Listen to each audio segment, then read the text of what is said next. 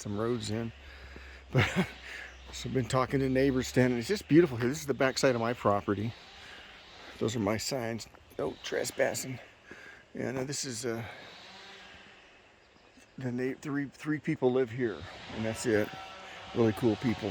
Well, one people just sold, and the house is so cool up there. I actually did some work on it. I know the guy that built it. He passed on. We're very young too. It was very sad.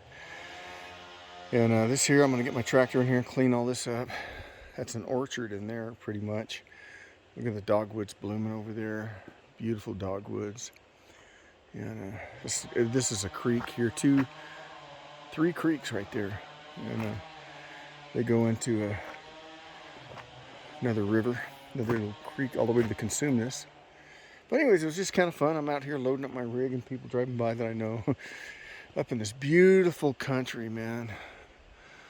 I've never felt so free and safe up here. And which is a bonus because I've got right over there, I've got probably 2.5 to 3 acres I'm going to chunk off and sell. And then on the other side, over more closer to the town side, about a mile away from one property corner to the next, I got a 1/2 acre I'm going to do build to suit on both of them.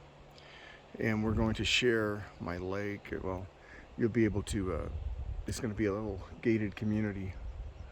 And 3 of us, 3 families. I don't know who you are yet, but you need to, if you want, I've got all the resources. I've got 15, 20 acres of farmland here. I got fruit trees. I got water. I've got